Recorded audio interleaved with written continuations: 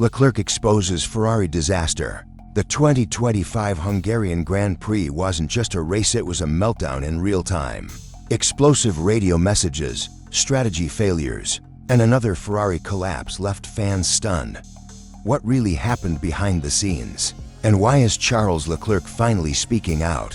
If you're tired of the same old excuses and want the real reason behind Ferrari's downfall, you're in the right place. Hit like, share, and subscribe now, because what you're about to hear might just change how you see this team forever. This is Formula One at its most raw. Let's get into it. The build-up to the race was already intense. Forecasts threatened rain, but it never arrived. Instead, it was tension that poured down on the paddock. What started as subtle whispers about strategy soon turned into loud questions as the world caught a glimpse of Toto Wolff visiting Ferrari's hospitality. Just the day before, Fred Vasseur was seen at Mercedes. Rumors swirled. Was it politics? Was it poaching? Whatever it was, it set the tone for a weekend full of mystery and speculation. When the lights went out, Charles Leclerc launched from pole position like a man on a mission. It looked like redemption was finally within reach.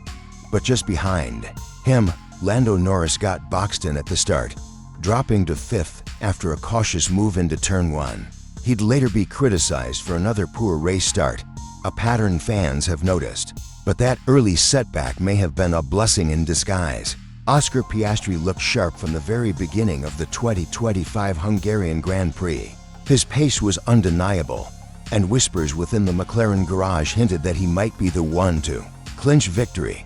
Confident, fast, and aggressive in all the right moments, Piastri had the feel of a driver on the edge of something big.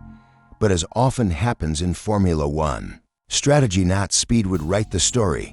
McLaren's internal dynamics were shifting, with Lando Norris and Oscar Piastri pushing for top results. The tension between teamwork and individual ambition was starting to show. While both drivers executed well, the team's strategic calls began pulling them in different directions. The attempt to undercut Charles Leclerc by pitting Piastri early was bold. It was the kind of move that wins races or loses them, and in this case, it was the latter. The undercut fell short. Leclerc stayed ahead momentarily. Meanwhile, Red Bull Racing, usually the most dominant force on the grid, looked utterly out of sync. Max Verstappen, after briefly overtaking Liam Lawson, shockingly ended the race behind him. Just months ago, this would have been unthinkable. For a team known for ruthless efficiency and speed, it was a nightmare scenario. Fans were stunned. Max was livid. On the radio and after the race, his frustration was raw. This wasn't a blip, it was a warning sign. Further back, Lewis Hamilton was fighting his own demons. Starting 14th on hard tires, his team gambled on going long in the hope that rain or chaos would swing the race in their favor. It didn't. Stuck in a relentless DRS train, asked to lift and coast before lap 2, and battling brake temperature issues, Hamilton was locked in survival mode. No real pace, no real progress, just damage control. At the front, Leclerc was flying. But then came the radio calls, power cuts, confused instructions. Something wasn't right, and that's when McLaren made their move, pitting Piastri in an aggressive undercut attempt. The pieces were moving, the pressure was building, but the strategy, in the end, would ignite a different kind of chaos. However, in responding to Piastri's pit, Ferrari made a critical call. They brought Leclerc in early and fitted another set of hard tires. What followed was a complete collapse. His pace evaporated, whether due to a chassis issue, poor setup, or fuel-saving measures. Leclerc became a sitting duck. Meanwhile, Norris, who had preserved his tires brilliantly, found himself in prime position. He stayed out long, pitted late, and rejoined with the race in his control. By the time Piastri had closed in, it was too late. The undercut had failed. Leclerc, meanwhile, was furious. On the radio, he lashed out. "This is so incredibly frustrating. We've just lost all competitiveness. You have to listen to me. I would have found a way to manage those issues. Now it's just undrivable." It was a painful moment. A driver in his prime, emotionally destroyed once again by his team's strategic misfires. But the chaos wasn't over. Max Verstappen stuck. behind Lewis Hamilton, attempted a desperate dive into turn 4, a move eerily reminiscent of their 2021 clash at Silverstone. He went into hot, left no space, and forced Hamilton off. Though there was no contact, debate exploded. Was it fair racing? Was it reckless? The stewards investigated post-race, but the outcome didn't matter. Verstappen finished 9th well. Outside contention. In contrast, Fernando Alonso delivered a tire management clinic. His strategic defense helped him hold P5 with grace and grit.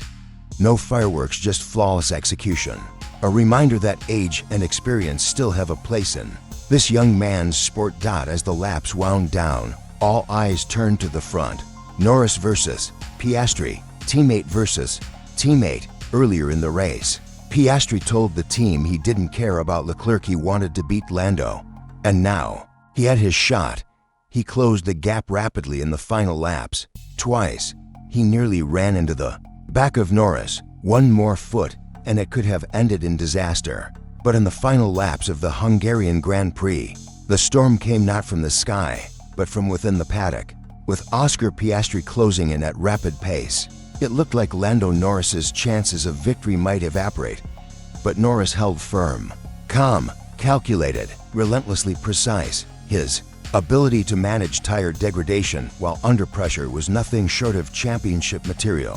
While Piastri attacked with everything he had, Norris never cracked. In the end, there was simply no way through.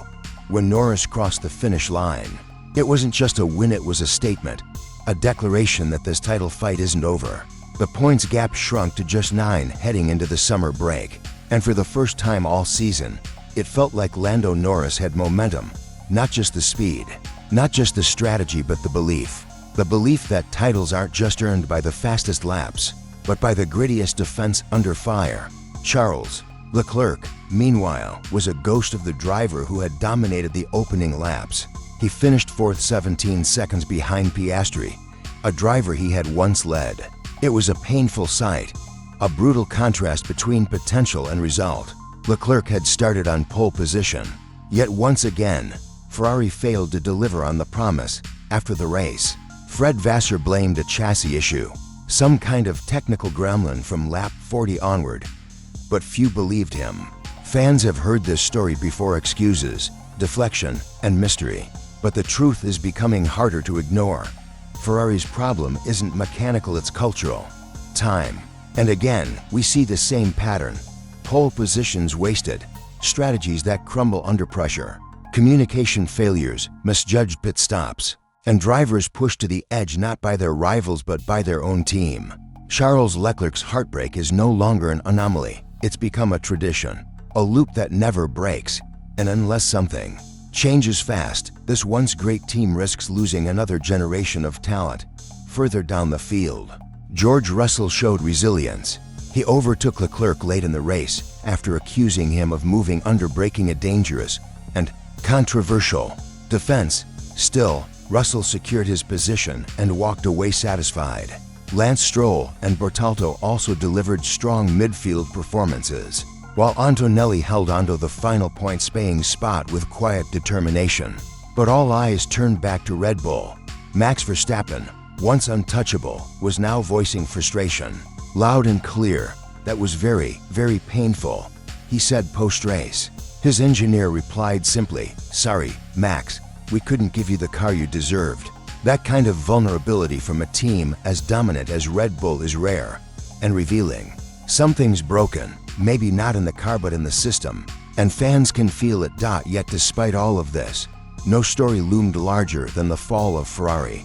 The team with the fastest car, the star driver, the strategy to win, and still, they walk away with nothing but regret. Excuses stack higher than trophies, and Leclerc's anguish is becoming a familiar tune. This isn't just a bad day for Ferrari, it's a symptom of something far worse, a legacy being rewritten in real time. And not in a good way. If this were any other sport, heads would roll. But in Formula One, hope lingers. Drivers stay loyal, fans stay passionate, and the circus moves on. As the summer break begins, the season is wide open. McLaren has fire, Mercedes is rebuilding, Red Bull looks vulnerable, and Ferrari, they remain. The sport's greatest mystery, a beautiful disaster, a sleeping giant, or a team forever haunted by its past? Whatever the answer, one thing is clear: this Hungarian Grand Prix wasn't just a race, it was a turning point, and we were all lucky enough to witness it. If you enjoyed this breakdown, don't forget to like, share, and subscribe for more epic twists from the world of Formula One. Was this the turning point of the season? Let us know in the comments. This was Hungary. This was heartbreak. This is Formula One. See you in the next one. Thanks for watching.